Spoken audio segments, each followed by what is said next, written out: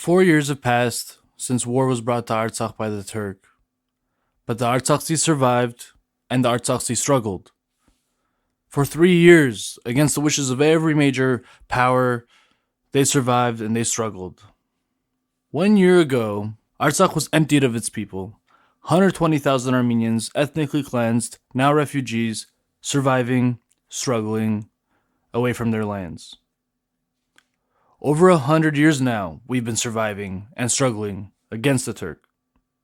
Scratch that, over 1,000 years, we continue to survive, struggle, rebuild, and reclaim our home, our justice, our future against the Turk, the foreign conqueror, the oppressor. Our history will tell us that this is nothing new, and that we can do it if we want to do it. If we want to exist and we want to be free, we must survive. We must struggle. Artsakhtsis are alive, and Artsakh isn't dead. But the longer we wait, the more likely it becomes that Artsakh will end up like Western Armenia today, perhaps at an even more exponential rate than what it was before. In this final episode of our second Artsakh series, we once again speak with our fellow AYF Alum, Artsakh Repat, and founder of the Lorik Humanitarian Fund, Shant Charshafjian, where we reflect on the resilience of a people displaced but not defeated. Shant, like so many others, shares in this struggle, not just for his family, but for his community and our people, our Artsakh. In the face of unimaginable loss, he walks alongside the Artsakhtsis, helping them rebuild their lives in Armenia while holding on to the hope that one day they could return home. This is not a story of heroes, but of collective resistance and unyielding determination. As we mark a year since the fall of Artsakh, we are reminded that the struggle is far from over. Together, we stand resilient, ready to continue the fight for justice, for memory, and for our Artsakh. You're listening to Haituk Talks, the official podcast of the AYF West. My name is Haik Minasyan, and we're just a couple of Armenians talking in the world.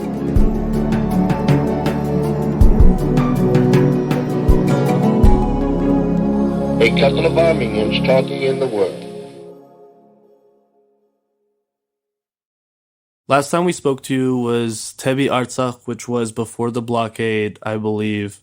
It was in October of 2022. It's been a minute. And a lot has changed since then. A lot has happened. Would you describe the current state of the Artsakhtsis as a state of survival? Or how would you describe the current state of the Artsakh people? It's a very difficult time. And unfortunately there is many that have already left the country. They've left Armenia, and that makes it there's 150,000 people from Artsakh, right? They lost their homes, they lost everything.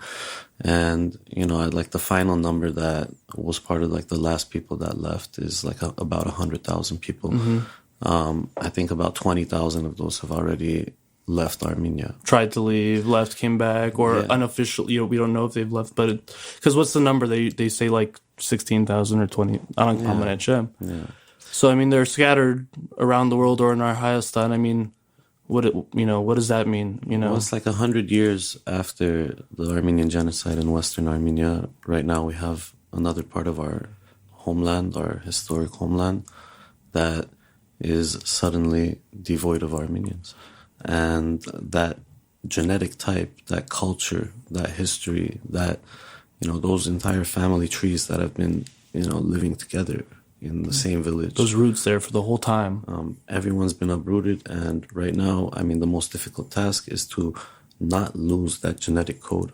For me, that's what I think. It's that I don't want to see another generation of Armenians that are living in the diaspora, because they lost their homes. So 2 questions, Shant. One, do you think, based on our experience, we might have foresight now as to how to better help them? And 2, what do you think is the way to at least keep those roots intact as best as possible?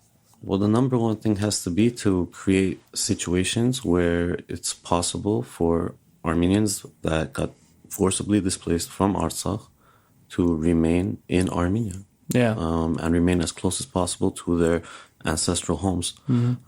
Once they leave the country, let's say they gonna get be harder. settled in Russia, somewhere in Europe, somewhere in South America, Canada, USA, wherever, it doesn't matter.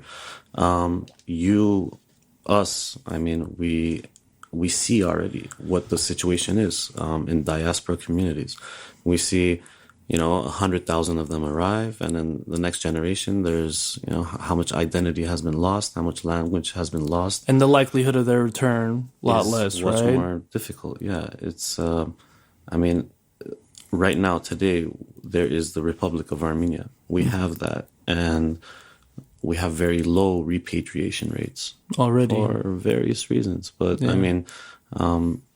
that is a diaspora that we have that has existed for a few decades, a few generations, and they're not going back. So every day that somebody starts living somewhere else, uprooted from where they're supposed to be, and they start planting roots in some foreign soil, it's less likely that they remain Armenian. It's less likely that they retain the heritage and the culture, and it's less likely for them to return. So keeping them in Armenia is the main priority, but then is there more to that, just than keeping them in Armenia? Well, they're Armenians, we're Armenians, and just as a whole, there's so few of us, and we need to. Our natural place to be is in Armenia, in our homeland. Artsakh is just one portion of it. It's not something else, and Western Armenia is just another portion of it. Do the Artsakhtsis see it that way too? Do they? The thing is, they have such a close connection to Artsakh and a prideness, right? Like when they go to the rest of Armenia, based on the people you've talked to, do they feel that connection still wherever they go in Hayastan, or is it a little different? Yeah, they do. It's just like somebody from New York coming down to LA. Right. They're a native of New York. It's way different, and LA is way different. But it's still American culture that they're familiar with, and Exactly. it's still their home. Exactly. Yeah. But the work you're doing right now with the Lorik Humanitarian Fund is to rehouse them, but also rehouse them together, like right in as closely as possible, keeping villages together. Can you speak to some of that, like why that strategy? I'm trying. It's very tough. It's very hard work, and I've been trying to move forward and do things as efficiently as possible, and trying to always look for like the cheaper option, right? To get the most out of the money, to get you the have, most value out of it, and help the most number of people as possible. And we've had some success so far. How many houses or how many families? So far, we have 8 families that have been provided housing through this fund, and we have 15 homes that we have purchased. Of that, 8 of those have already basically been occupied by families. Nice. The other ones they need renovation and stuff like that. And if you were working with a higher budget, it might have been less homes purchased and like done maybe faster. But this is how we're trying to work, and we're trying to keep families together in the same village, in the same area. Like of those 8 families, 3 of them are in the same village. Nice. 4 of them. 4 of them are in the same village, and a 5th one will be in that village once this one house is finished getting renovated. And they're all from like the same part of Artsakh, or different parts? No. So you're just trying to keep Artsakhtsis together at least. 2 of them are from the same region of Artsakh. They're from Mardagir. They're from close by villages. One of them is from Mardune, and the other one, unfortunately, he got displaced from his home. He lost his home during the 2020 war. Okay, from the Hatut region. Yeah. Moved to Mardagir, and so he's like technically from Mardagir, but he's not a native of that area. Twice displaced. Like, it's amazing that you're able to do this. Are you doing this on Lorik Humanitarian Fund? Like, how many people you guys got? It's not a big team, right? It's No, there's not really much of a right? team. There's some help. If you were to scale up or get more done, is there like, if you had all the money in the world, would that solve, or would you be maxed out with your like guys' level? Like, how could, let's say, someone help you out, or what do you need to get things done more? Well, I'm grateful for all the help that I already get. A lot of people help. Different organizations help. The AYF, for instance, help. The local ARF has helped. There's other local groups helping. Nice. Here in Southern California, Hike for Our Heroes. We love them, yeah. They provided the furnishings. Beautiful. Like a refrigerator, washing machine, and stove.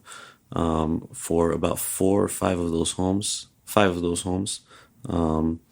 So Nice. there's help coming from different groups, and I appreciate all of it. And if you're asking me that, what would I do if I had all the money in the world? Obviously, there's a lot of. It's not that. It's more like, is money what you need, or is it like more team members on the ground, or people that like have local connections? Like, what is it that would help you get to the, let's say, next level or get things done faster? The main limiting factor right now is financing. Yeah, it is financing. Okay, yeah, it's because you have to purchase the home, and if there was more funds, we could aim to get houses that don't need to have renovation done to it. Right. So that would obviously make it faster. But yes, funding is the only limiting factor, and I feel like there's a lot of money out there, man. I mean, is there other nonprofits doing kind of a similar thing of housing Artsakhtsis? Like, how are they going about it? I'm happy to hear that the Armenian Relief Society launched a project. Nice. They announced a project recently, and my understanding is that in the village of Akhurik, which is in close to Gyumri, where they already, if I'm not mistaken, they have a. Oh my God! I've been out of the country so long I forget like the English word for stuff. Like Zananta Perutian Dunaga, like the mother, when the mother has a kid, there's like a center that the ARS has. Yeah, I don't know what they're called either in English, to be honest. So it's not a thing. It's not a maternity ward. It's like a center to help pregnant mothers and mothers that gave birth. So they're like renovating that space or something. No. In that same region, there's a village Akhurik, and in that village, I believe they have purchased 5 homes and done renovations or are still doing renovations to it, and they're going to provide housing for 5 families that were displaced from Artsakh. So that's great. Tufenkian Foundation has a project that I believe is going to kick off in the Syunik region. Nice. Housing project. I believe they're going to be building out houses, 10 houses, 15 houses, something of that nature. Nice. But I'm not sure of all the details. So I've heard of them having something like that. But even so, Shant, I mean, this is like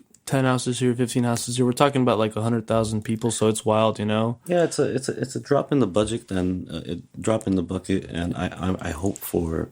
Obviously a grander scale, bigger, larger, more massive things. And look, whatever I'm trying to do, I'm going to an existing village and trying to get houses there and a few houses. And that's kind of hard work to find something that's scalable. Like I could find a single house in some region, but there's no other houses close to it. And I don't want that family to just be isolated, So this, we've started off in the Lorik region, in an area where we've kind of seen the feasibility to scale it up. Mm-hmm. So that's why we're there. But if there was more funding to it, obviously it would be great to not like, I don't believe in that whole start a new village up type of thing. But in an existing village, just add another street. And improve the pipes, whatever, and bring that whole village, make it a whole like green, eco-friendly village. Associate like solar panels and everything like that. I was going to ask you, Shant, like, what's the locals' perspective on like their new Artsakh neighbors? And I could see like also adding a renovation to the village itself would like associate something positive with the newcomers or whatever their new neighbors. But in general, like, what has been the attitude of some of the people you've met in those villages and being like, hey, I'm trying to move Artsakhtsis here? They've been very welcoming, and we're lucky that the village leaders, the Kyurabeds, supportive, been really supportive and really friendly. That's really good. Like in that village that we have 4 families already in.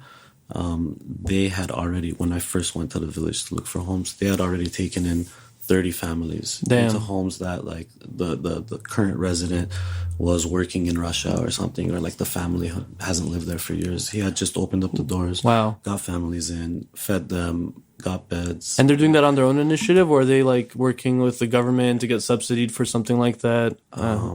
There's a very wealthy diasporan Armenian that lives in Russia. And he's sponsoring. Samvel Karapetyan, that Dashir group.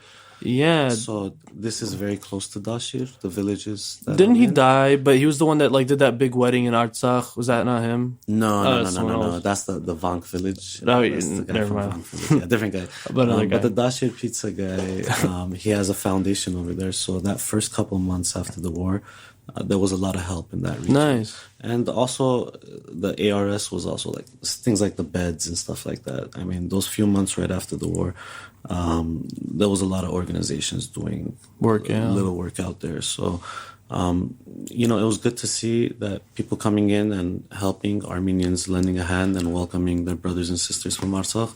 It was just very disappointing to see the government's response or Indifference, apathy, lack of a response, and how they just maintaining, Well, because in the 90s, last time there was a big refugee group from, let's say, Azerbaijan or whatever, like Baku, the Baku Armenians, etc. I mean, the Artsakhtsis were, not all of them, obviously, but there was a lot of, like, a poor attitude towards, like, these refugees, So I was worried, again, like, there'd be a similar attitude. But maybe it's changed. What do you think? Or is it just that villages are different than the Artsakhtsis? like, does it exist? Yes, it does. Yeah. And are there certain places that I've gone that like I have a lot of foul things to say about? Yes, I do. And yes, there's a lot of interactions that I've had. But particularly in the regions that we've settled families in, they're good. That hasn't been the response. Like it's been very welcoming and people have been very helpful. And overall, I don't want to do that whole black and white, Right. Like there's people, they all hate Artsakhtsis or this or that. That's not the case. But unfortunately, that segment of the society does exist. And those are primarily the people that are the ones that have the most to gain by Pashinoglu staying in power. Well, I was going to say, it's like he's enabling them or empowering those voices, like those types of people in that country. Like they feel empowered to be anti-Artsakhtsi or whatever because the government doesn't care, doesn't show any sort of love, let's say. Unfortunately, Artsakhtsis and Artsakh itself, like as a part of the Armenian homeland, as a part of Armenia itself, has been made into the boogeyman, and that's something that comes from the days of Levon Bedrosian and Libaridian and people like that, and that's something that they've kept going, just because they weren't as much in the limelight or spotlight, like during the last 20 years, that has always had that undercurrent, has always been there. So it's an easy excuse too, right? To be like, oh, it's not my fault, it's this other people or group that's causing all our problems, and I don't know, it's a scapegoat at times. It's always easy for somebody to have an excuse, something to blame everything on. All our misfortunes are because of X, Y, Z, whatever. Right. And, never self-criticize and look inward. So, well, look, I mean, last time we spoke, you had intentions of staying as long as you could, living in Artsakh forever, right? Yeah. And I'm sure if the opportunity ever arrives again, you'll be going back.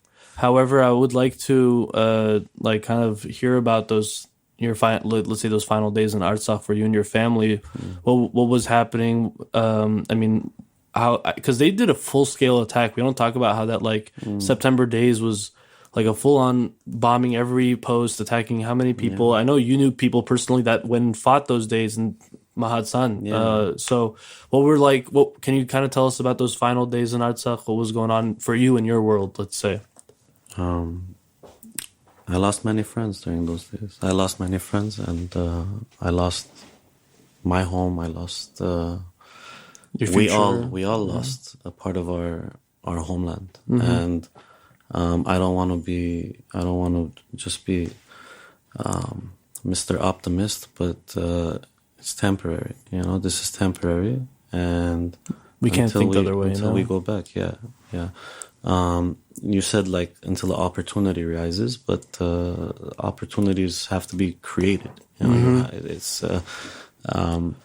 we have to will it into existence first. It doesn't just happen, right? We have to work on it. It's about increasing your opportunities, and so when then the opportunity happens, you're able to capitalize it. So no, I agree. We have to create those options.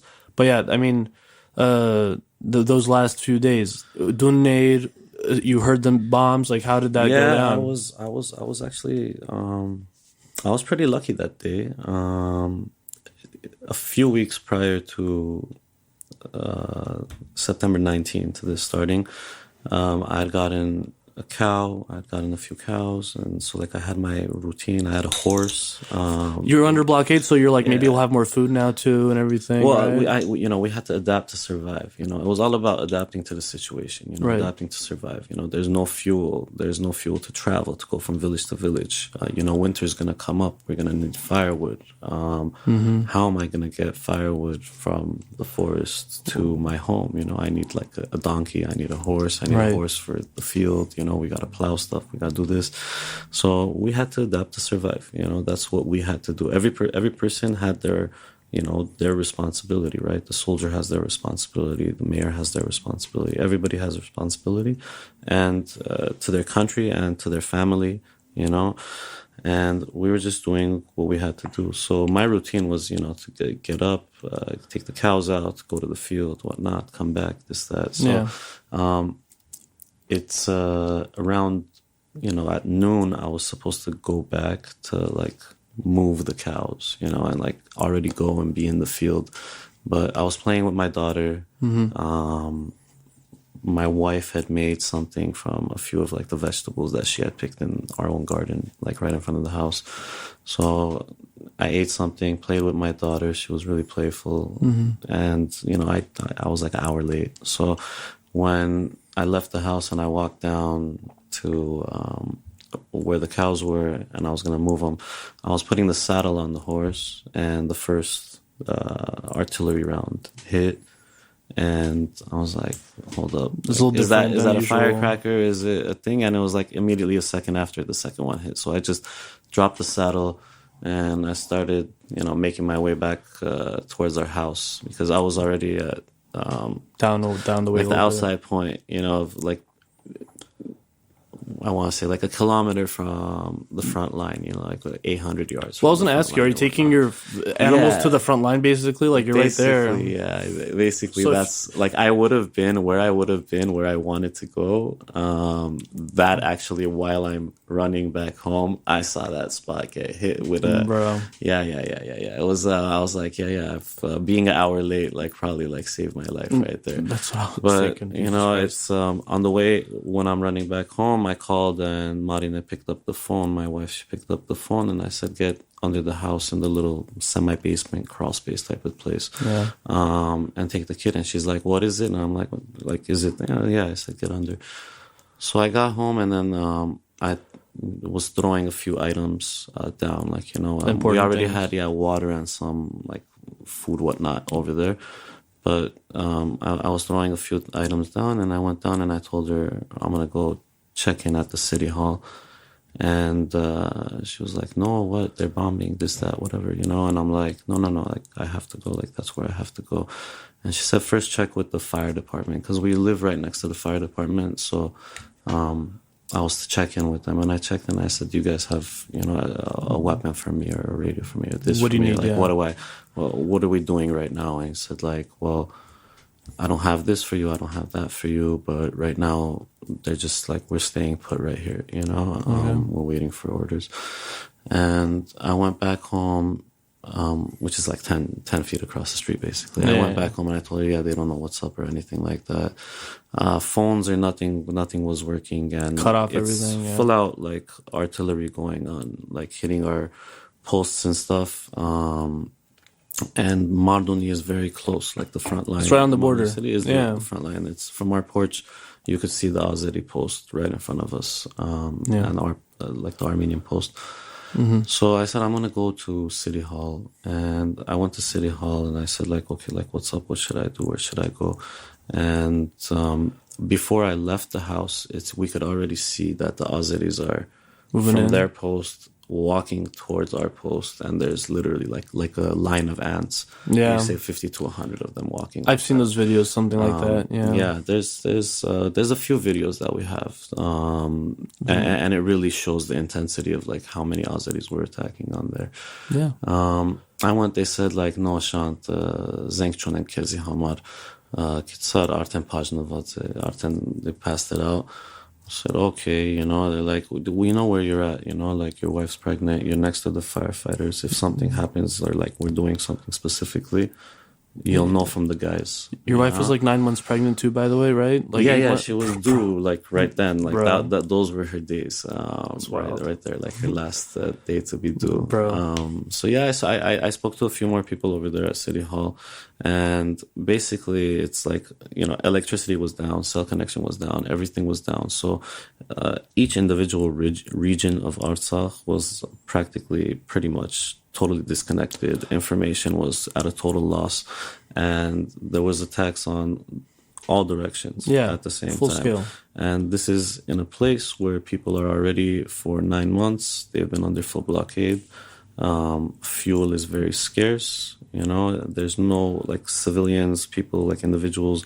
There were no cars, and no one's willing to use that stuff just off the bat. If they had a little bit of fuel, like Gaspas saying, like they're not going to just use it to drive real fast and by figure out little what's going fuel. on. It's like basically you're gonna go like you have like 5 miles worth of fuel. What's it gonna do for you? It's not worth using. So you might as well stay put now. It's basically only enough for you to drive down the street to get to the hospital. That's as much fuel as people had. Yeah. So that's the situation it was in, and they said go home, and I went to the house to check on my wife, see what's going on over there. And when I got there already, you could see what was going on, the situation at our post, and unfortunately it wasn't looking good. It wasn't looking good. There was like a heavy battle going on, and then they started hitting like inside the city a little bit. And right around that time, in Marduni city, the main attack was only on that point. It's the 132nd post. It's Gohag, the Gochvi. There was a sacred site prior to the 2020 war that was under in Artsakh, and the Azeris had taken control of that hill, which is the sacred site, after that war. And it was there. That's where the conflict was taking place. And there were 3 tanks that came out on our side to help and fight in this battle. And one of them came right next to our house, to the fire department, because it had a cover on it. Right. It could be under the cover. For it to be like close to there. And they started protecting the city like with that tank from next to the house.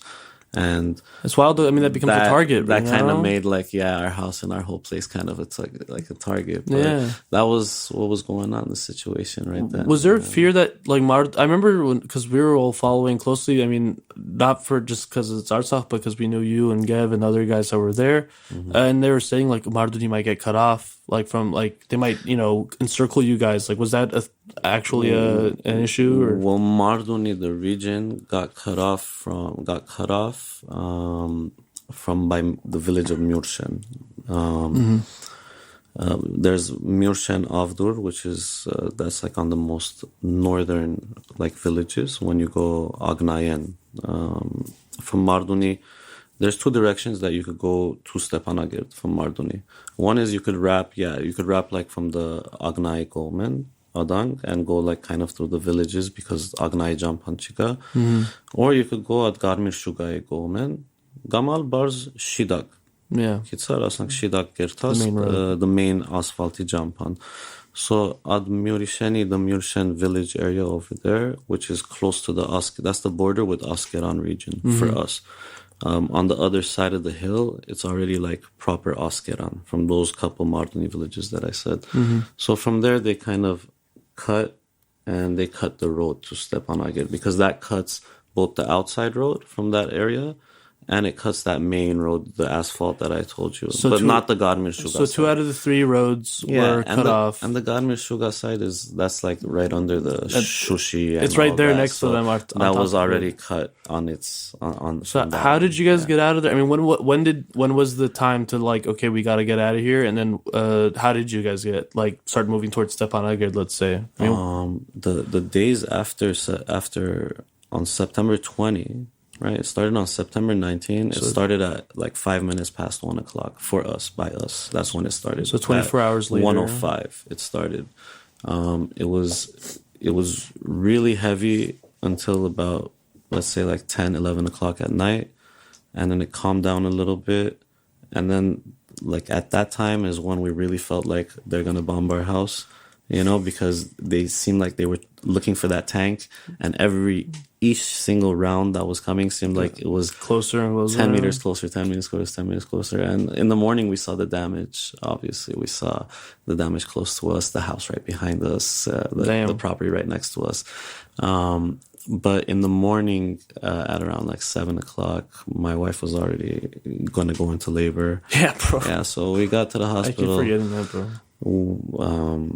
My kid was born at prior to noon. And right around that time, they were already talking about there might be a ceasefire at noon. And then on the 20th? ceasefire moved to 1 p.m., if I'm not mistaken. Yeah, on the 20th.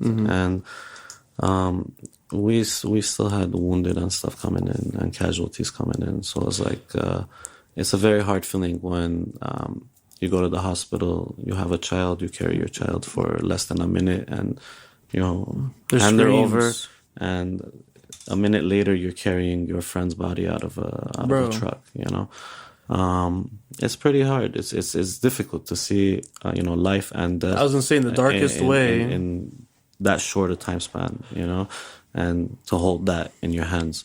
But that's what happened over there. The next couple days after the ceasefire or whatnot, that was even more tense because, our soldiers from the post, the deal was, like that the army is going to come down from the post. So there's eventually, it's like the 22nd and there's no soldiers, there's nothing is guarding you. And you don't really know how you're going to get out. You have no fuel. Most people don't have fuel. You don't know if you're going to walk to Stepanakert, if a bus is going to come by. Because the government kind of shut down at one point, no? Yeah, it didn't really exist. Like a state didn't really exist. I mean, there's a lot of information things that I'm saying right now that it's, you found out. We found this out way later after coming back because there was total, you didn't know what's going on with your friends in Stepanakert, until you physically got to Stepanakert and were lucky to run into them. Right. That makes sense. It's tough. Even months after being in Armenia, after everybody got displaced, every time that, you run into someone, unfortunately, you find out about another person that you knew that either lost their life during the war or unfortunately they were injured or died in the explosion that happened at Stepanakert. People are still figuring out if their families were in that explosion outside Stepanakert. They're still missing, unfortunately. They're still missing. We still have missing soldiers. And we still have, unfortunately, it's not being spoken about enough and nothing is being done about it, from the Armenian government. We have POWs, and then our political prisoners, or whatever you want to call them, our government officials are there, and no one is talking about them. I mean, it's pretty insane. And I mean, the soldiers that have been there since the 2020 war on top of it. I mean, look how, there's people that they still believe in this Nigol Pashinoglu and they're trying to justify it. And, they try to make it seem like this is just the argument between both of you guys like Armenia, but you're a socialist and he's a capitalist and you just believe in different systems. But he loves Armenia and Armenians. How can you convince yourself of that? That is just a battle between, two systems, but with the same love, when this guy just gave away another village, more Armenian land, a week ago.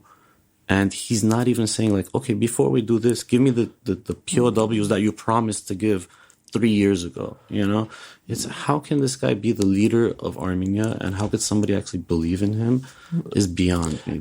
And when they say who else and what, blah, blah, blah, I'm like, the guy you have in power right now had no prior experience or know-how anyway. What's the worst case if someone else with no experience takes over? But at least they give a shit a little bit more. No, also, your wife was pregnant. You had a baby on September 20th, right? 20th? And so one of the last children born in Artsakh is pretty wild. But where was that hospital? Was that Stepanakert hospital or Marduni? No, in Marduni. In Marduni, yeah. Our local hospital in Marduni. It's and everything went well otherwise. That's a whole set of heroes that need to be spoken about. And they're not, it's just the staff at the hospital, the doctors and the work that they were doing. After our daughter Huri was born, on the 20th until the 24th, 25th, whenever everybody got out of Marduni, another 7 kids were born. My daughter's one of like the final 7. That's wild. As of today that were born in Mardoni, until we go back, is one of those last 7. And the last like 2 or 3, they were born without the doctor being there because the doctor was in the village and just the nurses. Whatever was left. Yeah, and it's amazing the work that they did in the hardest of times, seeing, so many, unfortunately, soldiers and civilians that died and people that were injured. And, on the one hand, they're operating on somebody that just got shot. And on the other hand, they're delivering a baby, and they're doing all of that without any sleep or anything like that. Okay, so when you guys were you in that 45-hour like drive line from Stepanaker to? I think the math for us came out to 40 hours. Jesus. Us getting from Mardoni, when we left, we didn't know how we're gonna leave, right? And there was kind of talk of like gasoline, they're gonna come pass out gasoline. So for 2 days we heard that, and the last day that we got out of Mardoni, we waited in that line the whole day, and we didn't know if gas is going to come or not. So we only had a backpack at first with just our important papers, and while we're waiting, our house was very close by, so we just kept putting stuff in the car, and it's very painful, just kind of putting important stuff in your car, stuff that it holds value, not just for you, but for like the Armenian people, it's like taking your books, your Armenian books, whatever was in English, even if I loved them, and it's just like common American. You can get another one. Yeah, you can get another one, but like these Armenian books, or I think the same way, stuff like that. So it's very painful, but we waited in that line. We got to Stepanakert, and our good Unger, Gev, was in Stepanakert. So after spending a couple days in Stepanakert, we took off, and Gev and I were in the convoy together. Nice. He was the car in front of me. Keep an eye on each other. Yeah, we were. Did you have an American passport? Like, do you think that? Like Mitkis Meche when we spoke with Gev, or at least when I've talked to Gev, I'm like, how did this guy get out? And I'm like, maybe it's the American passport that kind of like they didn't want to mess with it. Do you think that helped at all, is having an American passport, or I don't know? Because they were looking for adult-aged men too in those lines. When you're passing those area checkpoint, they had certain people of interest that they were looking for. Obviously, you're not on their radar. You think? We were always thinking you might be on their radar, but it could have been possible because there's 2 radars operating right there. You got the Aliyev regime radar, and you got the Pashinoglu radar right there. So you got 2 radars. You don't know what's going on. But thankfully, there's a lot of things that I can't sit here and explain to you exactly why an Azeri did exactly what they did, you know, and because I can't even understand, like some of the main things they do, much less, like the little things they do. They want to annihilate Armenians. So I can't really get myself into like his brain and see how he's thinking. I just can't.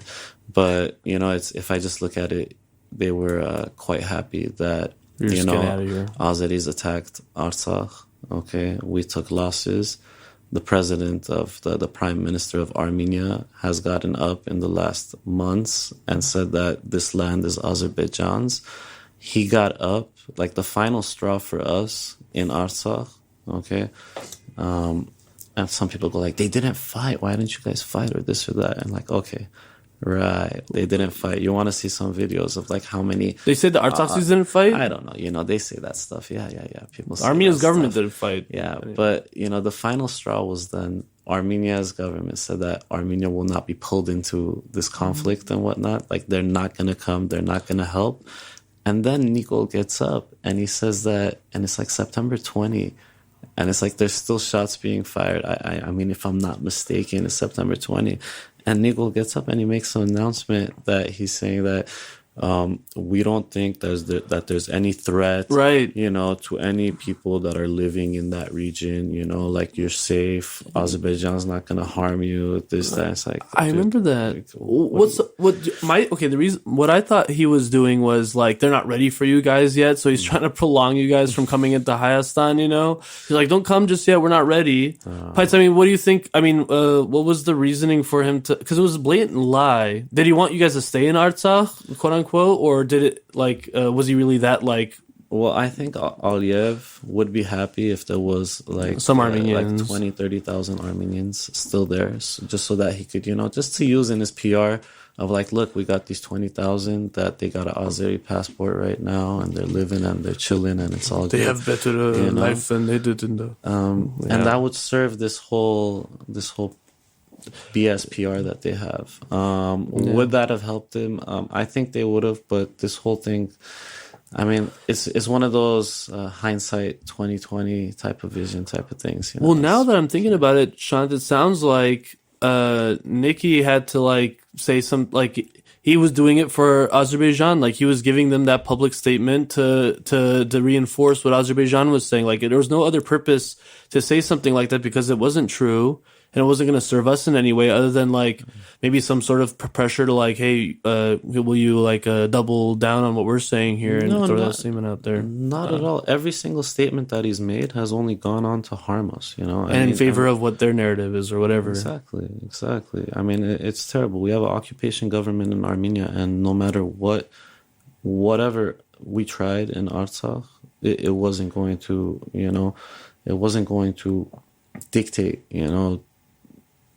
It wasn't going to make a difference. Because it is pretty wild that throughout all the times, the Artsakhtsis never left, but this time they did. And I personally believe it's because they saw the Armenian nation or the Armenian government, like the Republic of Armenia, like abandon them, you know? Like they went, like if that element wasn't like that, they might have continued to struggle. When your brothers and sisters are saying that, are getting up and saying, we're not going to come, we're not going to help.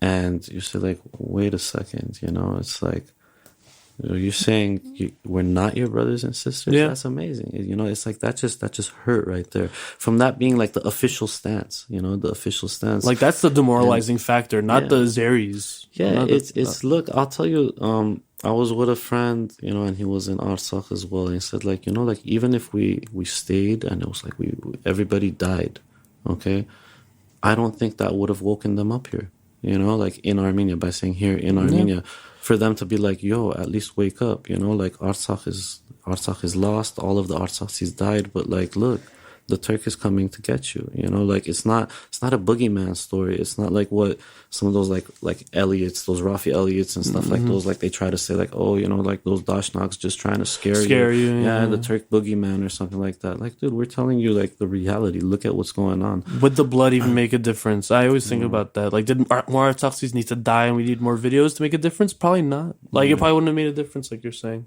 Yeah, it's like what, and you know, it's look, there's one thing that we have to learn, like after this whole thing, it's that there's no such thing as like this, oh, the international community, you know, it's like, what's their phone number? You know, like, can we call them to just what are they gonna do for Shant right now, bro? Well, what are they doing with all of these? Look at so many things going on in the world, you know, people going like, oh, look at what's going on in Gaza, and look at how many people have died, and Ukraine, like, etc. yeah, everything, you know, and you go like, look, it's selective on their part, right? People nations serve their interests, right. And that's it. That's all we can expect right here. And our nation is not serving our interests. not serving our interests. Yeah. Like, you know, like it's wild to think like they can disassociate from Artsakh and think everything's be fine for Armenia. Like, you are interconnected, you know. Yeah. And then, I mean, they're dealing with the repercussions now. We've tried to tell them, but so I mean, like from the diaspora perspective, like, well, I think it's interesting. Like you're saying that the demoralizing factor was that abandonment from the government of Armenia. And I think like in February or March, they put out that initial statement of like,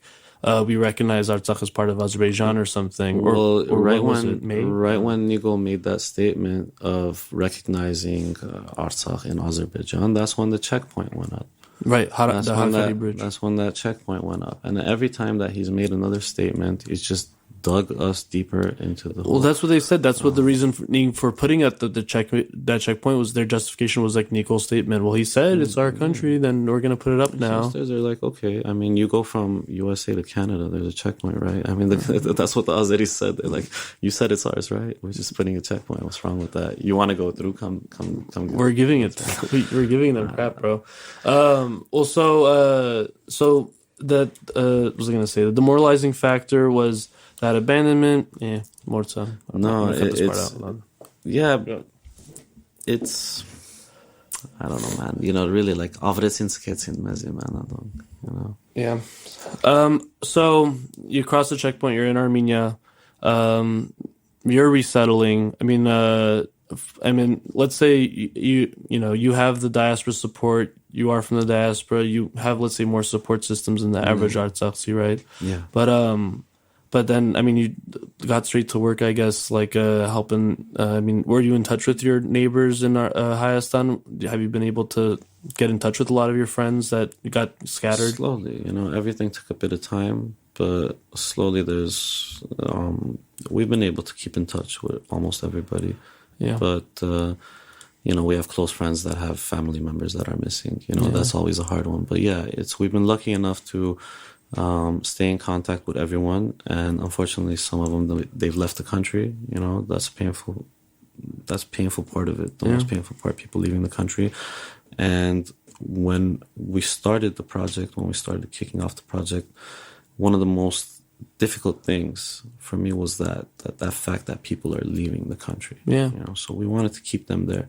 And learning about the family of one of our fallen heroes, he gave his life, protected our country, and then he has 3 young kids, young wife, mother, grandmother. They're going to leave the country. They're going to go somewhere else. And those kids are going to end up being raised, not even speaking Armenian, not even knowing our history, outside of our country, a country that he gave his life for. I didn't want to see that happen. So, that's kind of what got me going to like, okay, we got to do something. We got to keep them here. I said, let's do this project. And like I said, we're lucky enough to have 8 families and homes so far. Well, what's the they're so high instead these Artsakhtsis, but then how are they able to justify to themselves that they're going to move outside the country? Like, it's not their fault. I mean, like, I get it. Like, they have to do what they got to do for their families, but don't just not having the means to survive. You got to live. I know. Because it's the cost of.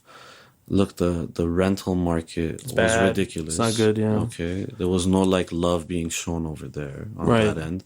The government, benefits, kind of the help things that they were trying to give out to help people, that system is all broken. Okay, they were supposed to give monthly this much amount per person to use on your rent, and almost every family, that system's kind of broken for them. Half of them aren't receiving it. Yada yada. So, do you think there's an element of Zvezdan too? Like, they're just so over this life of like pain and war and death, and like, is that part of it? No. Artsakhtsis are different, man. They're just different. No, there's not. I don't have that element of like, I'm sick of this. Like, what? I'm getting out of here. Well, they're sick of people are sick of relocating. Right. People are sick of losing their homes. People are sick of the results of terrible, politics. But they don't have regrets. But like in the sense that hell no. I'll tell you the only like difficult thing, like, look, is that when Artsakhtsi right now, they're in Armenia, they're trying to pick a place to live, right? And they go like, look, I want to go there. It's a beautiful region. I want to live, in Mehri, let's say, for example. But this guy's saying that he's going to give Mehri, or I want to live in Dikranashen, but he's saying he's going to give Dikranashen. Right. Or I want to go live in Davush. And they go like, look, I'm willing. I've had Artsakhtsis, so many Artsakhtsis tell me the same thing. Like, I'll go live there. It's not that the Turk is close or the front line is close or whatnot. I want to live as close to getting back into Artsakh as possible. Okay? I just don't want to relocate again. But if this guy is going to give this village on a piece of paper, just like what happened right now, this last week, okay, you expect me to, for a third time, invest, build a home, and just hand it over without a fight again? I mean, you're telling me that Nigol is still in power. I'm going to lose my home if I choose to live in the Davush region. I have to be stupid to go and live right there in one of these villages. Like, I have to be stupid to go start building a house in Voskebar. You're trusting this guy again, or whatever, like blindly trusting. Well, I'm not even trusting him because the guy's, it's on his plan. Yeah, he's not of giveaways. What's the giveaway of the week? So I don't know. Like, that's what makes it difficult. Like, speaking with families, and they have they have a hard time with everything. Getting a job, finding a job. Their language. I mean, there's discrimination going on there by places that are, obviously they don't under the regime's control. Those places are. They see it in the passport. They see you have a Artsakh code. They're trying to get people to give up their Artsakh citizenship to an American get Armenian, and it's all sinister plans, just to get those people to no longer have anything to do with Artsakh, just so that land, that sacred part of our homeland, is just gone. Forget about for it to it. disappear. They don't want anybody to be around, anybody that has any demands. They want it to be like Nakhichevan. Where are the Nakhichevansis? Where are they? Exactly. Where are they? I haven't seen a Nakhichevansi, like a group of Nakhichevansis Organize and demand some something. Yeah. There's nothing. Even if they said, okay, look, you got 24 hours. What are some Nakhichevan? Come back, come live. I don't know where they are. Right?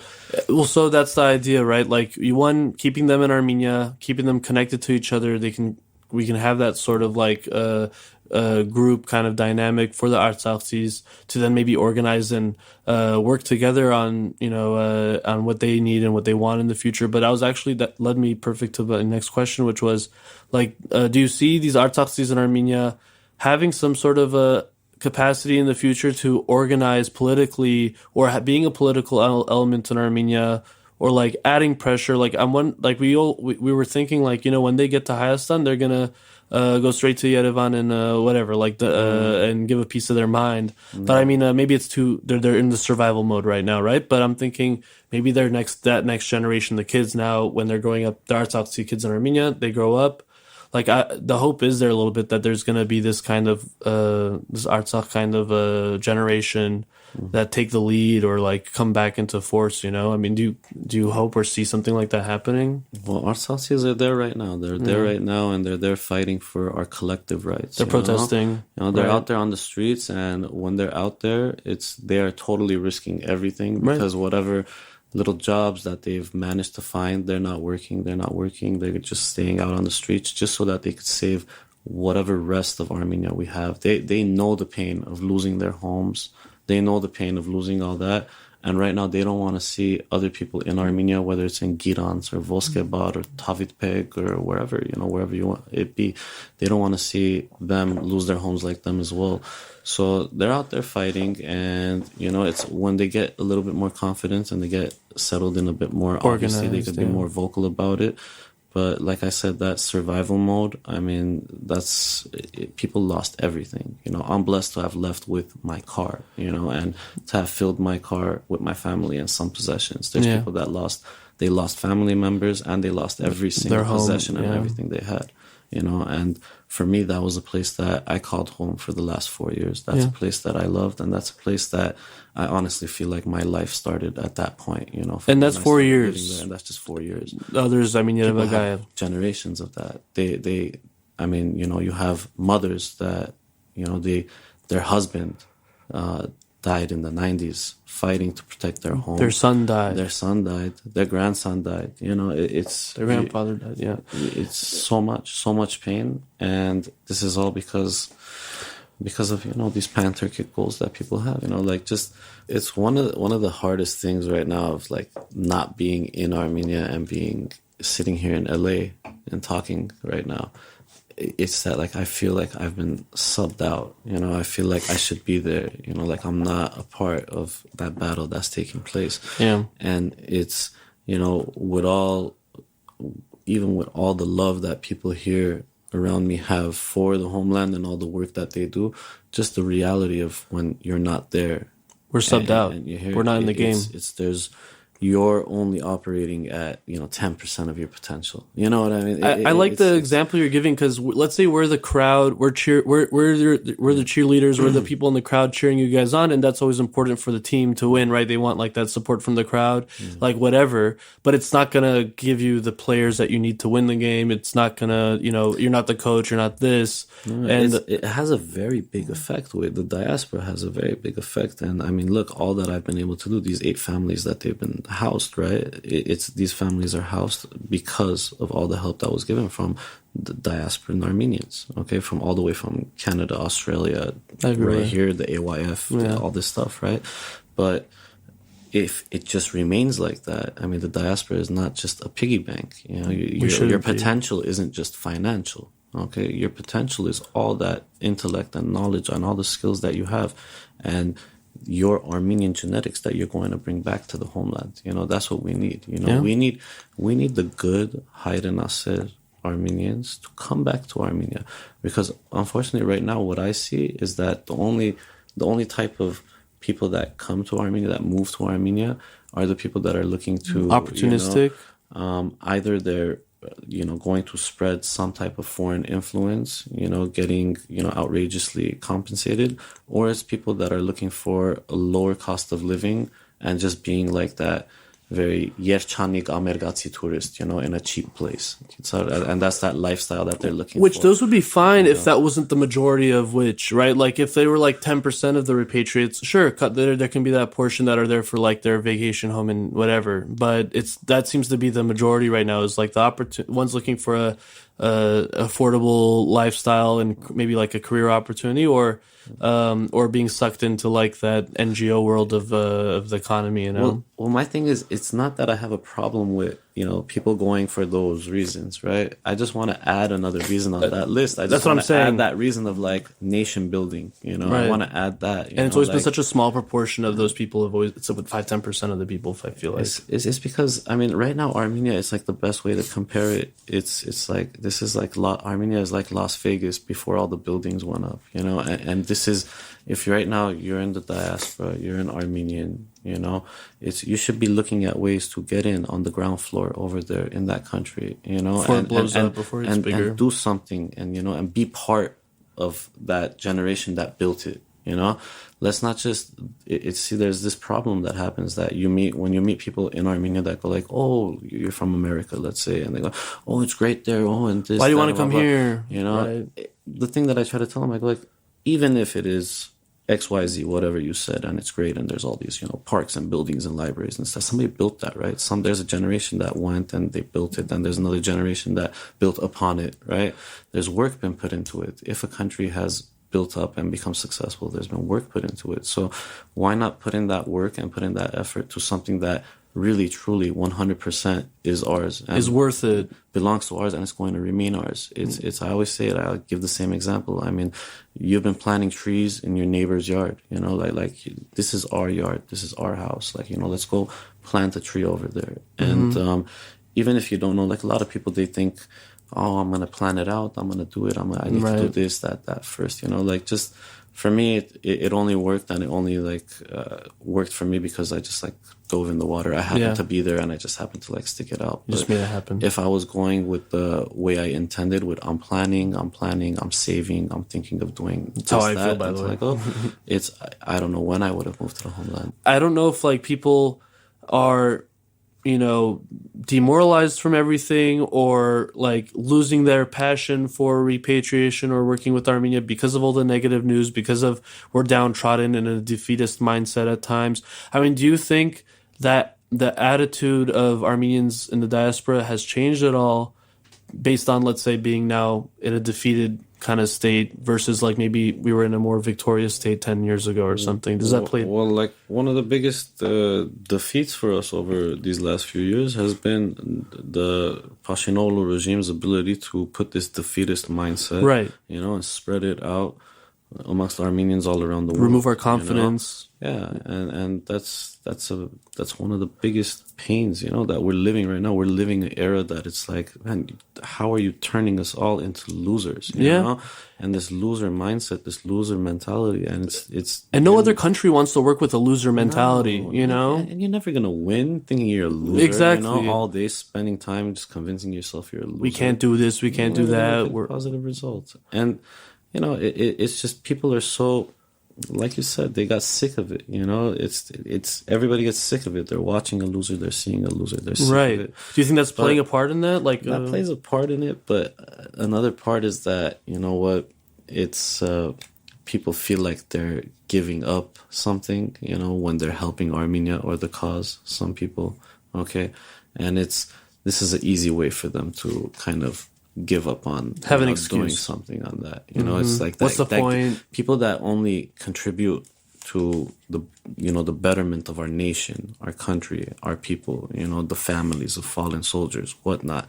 People that contribute to that out of a sense of guilt and solely out of a sense of guilt, for them this is perfect. Yeah. All right. And I don't know if that bothers somebody, me saying that. You know what I mean?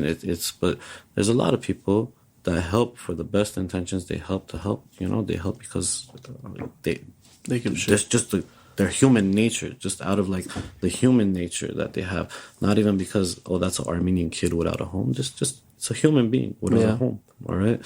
But unfortunately, us as Armenians, as our diaspora, our potential, we are not working, we are not giving, we are not creating, for our nation up to our potential, you know?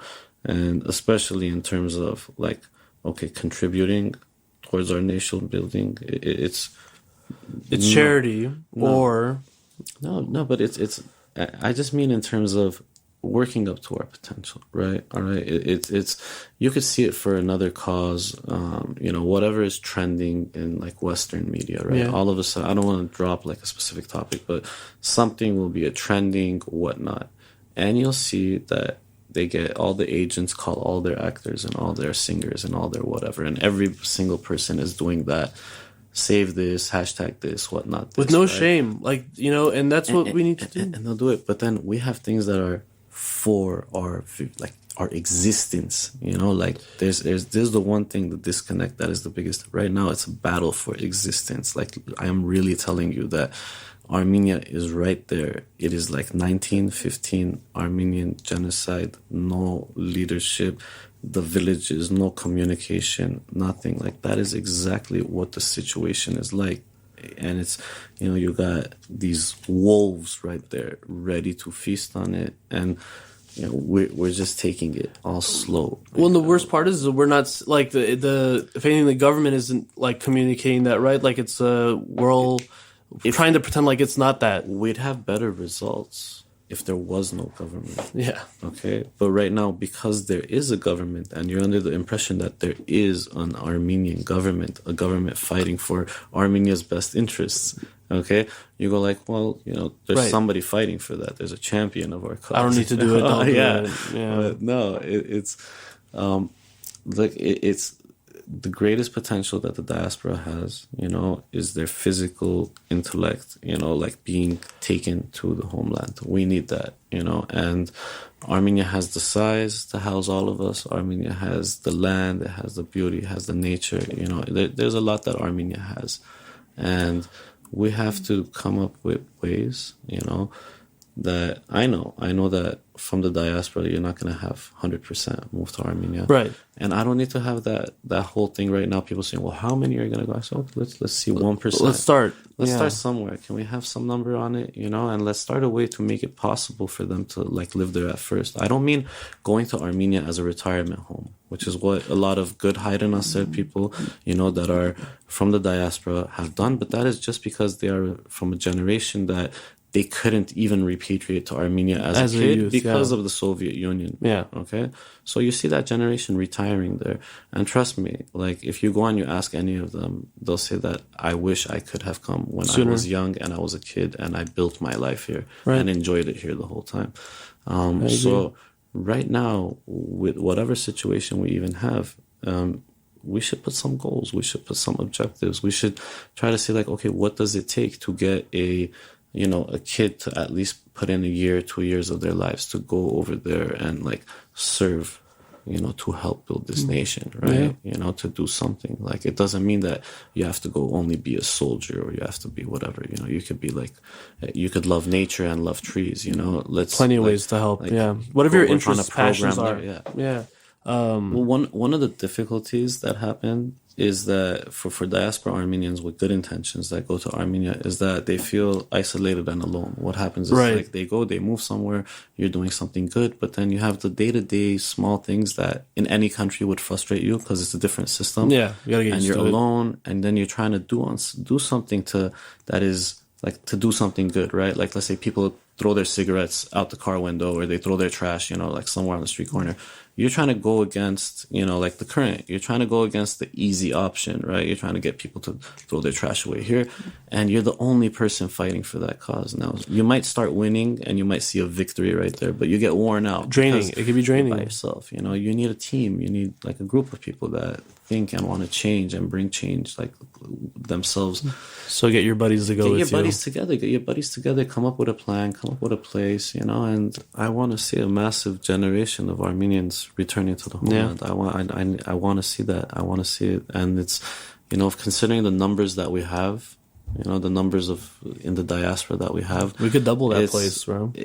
The amount of potential, what we can do, what we can turn it into, and it's truly ours. It's truly a place that they have to come, they have to see it, because once you come and you see it and you hold it in your hands and you're there and you're living it, you know that that's the only true place that you should be. Can I give you an example that I experienced recently? I was in DC for Advocacy Week, and there's the Aramian house there, right, where all the Armenian students live at, or our students, young workers, whatever, and they're able to live there for free for a few months. And so I was talking to one of the Ngeruis there living there, and we were all talking together. She was like, there's 10 guys that live in the house and 2 girls. And so she's at work, and then she's telling her Odar coworkers about this place that she lives, and they were like, are you ever worried that they're gonna steal something from you, or do you lock your door at night? And she told them, like, I've never once thought that, like, even one time, worried about any of these boys doing anything, whatever. And we were talking as a group, and I was like, that's such a special thing, especially in America, to live in a house with people you didn't know beforehand, but having complete trust, and feeling safe around them. And I told them that's what this is all about. That's what we're fighting for a country for. So we have a place on earth where we can feel comfortable and safe and trust others around us. Like, that's something that's unique, and that's what this is all about, to have that place.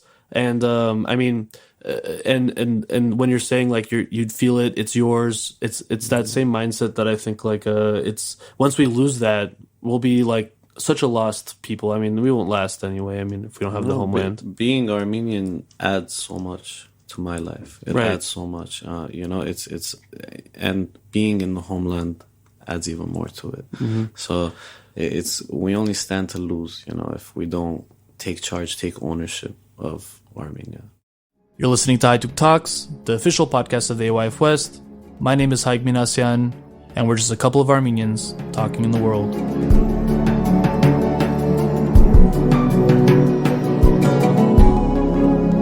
A couple of Armenians talking in the world.